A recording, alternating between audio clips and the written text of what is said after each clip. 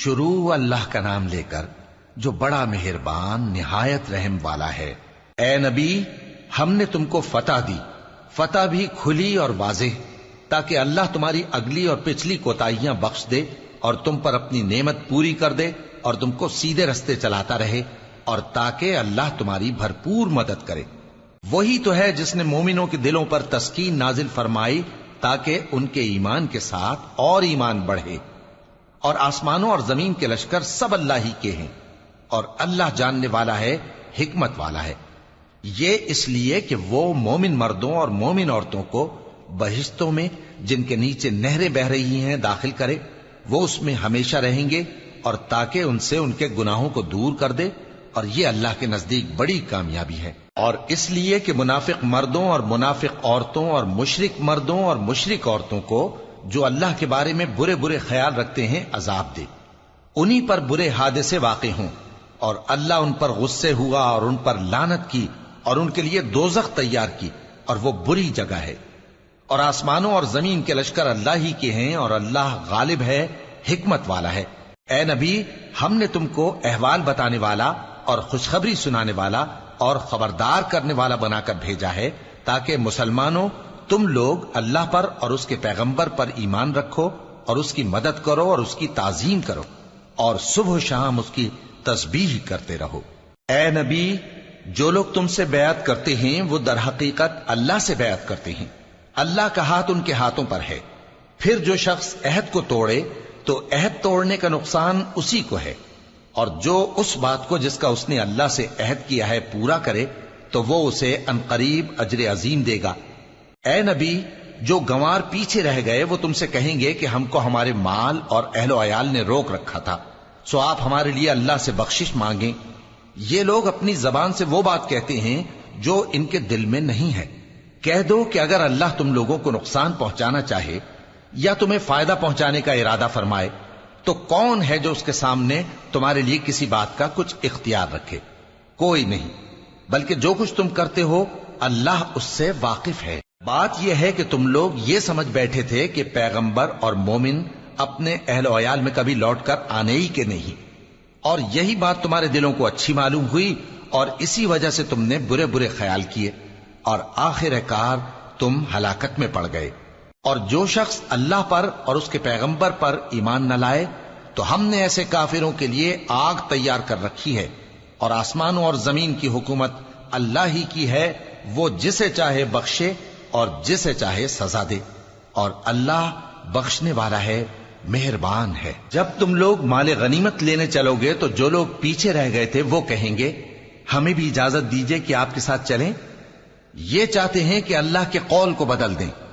کہہ دو کہ تم ہرگز ہمارے ساتھ نہیں چل سکتے، اسی طرح اللہ نے پہلے سے فرما دیا ہے۔ پھر کہیں گے نہیں، تم تو ہم سے حسد کرتے ہو۔ بات یہ ہے کہ یہ لوگ سمجھتے ہی نہیں مگر بہت کم۔ اے نبی، جو گنوار پیچھے رہ گئے تھے ان سے کہہ دو کہ تم جلد ایک سخت جنگجو قوم کے ساتھ جنگ کے لیے بلائے جاؤ گے، ان سے تم یا تو جنگ کرتے رہو گے یا وہ ہار مان لیں گے۔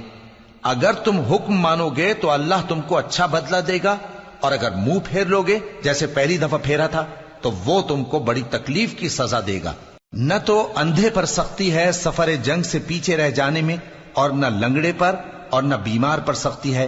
اور جو شخص اللہ اور اس کے پیغمبر کے فرمان پر چلے گا اللہ اس کو بہشتوں میں داخل کرے گا جن کے نیچے نہریں بہ رہی ہیں، اور جو روگردانی کرے گا وہ اسے دردناک عذاب دے گا۔ اے پیغمبر، جب مومن تم سے اس درخت کے نیچے بیعت کر رہے تھے تو اللہ ان سے خوش ہوا، اور جو صدق و خلوص ان کے دلوں میں تھا وہ اس نے معلوم کر لیا تو ان پر تسکین نازل فرمائی اور انہیں جلد فتح عنایت کی، اور بہت سی غنیمتیں وہ آئندہ بھی حاصل کریں گے، اور اللہ غالب ہے، حکمت والا ہے۔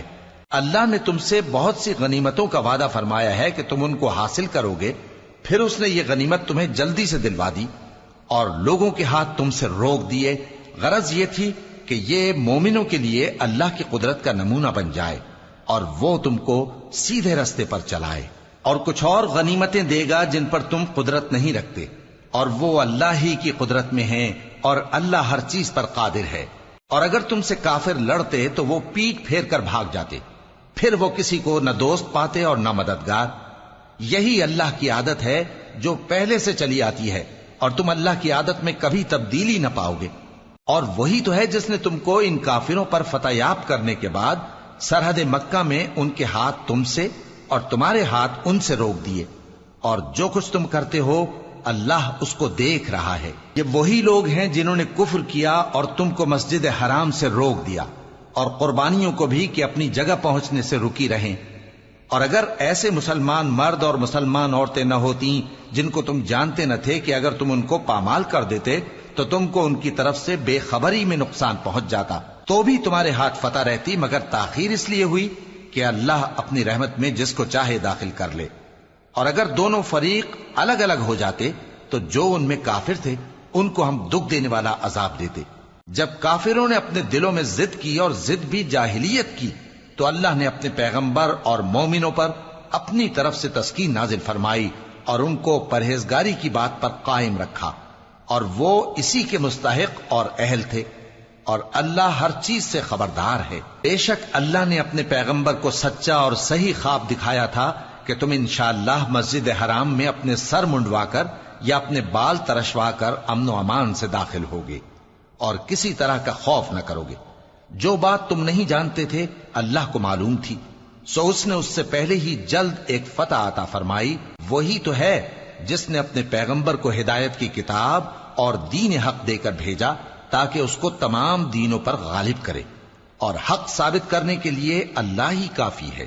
محمد صلی اللہ علیہ وآلہ وسلم اللہ کے پیغمبر ہیں، اور جو لوگ ان کے ساتھ ہیں وہ کافروں کے مقابلے میں تو سخت ہیں اور آپس میں رحم دل۔ اے دیکھنے والے، تو ان کو دیکھتا ہے کہ اللہ کے آگے جھکے ہوئے سر بسجود ہیں اور اللہ کا فضل اور اس کی خوشنودی طلب کر رہے ہیں۔ کثرت سجود کے اثر سے ان کی پیشانیوں پر نشان پڑے ہوئے ہیں۔ ان کے یہی اوصاف تورات میں ہیں اور یہی اوصاف انجیل میں ہیں۔ وہ گویا ایک کھیتی ہے جس نے پہلے زمین سے اپنی سوئی نکالی، پھر اس کو مضبوط کیا، پھر موٹی ہوئی، اور پھر اپنے تنے پر سیدھی کھڑی ہو گئی، اور لگی کھیتی والوں کو خوش کرنے تاکہ کافروں کا جی جلائے۔ جو لوگ ان میں سے ایمان لائے اور نیک عمل کرتے رہے ان سے اللہ نے گناہوں کی بخشش اور اجر عظیم کا وعدہ کیا ہے۔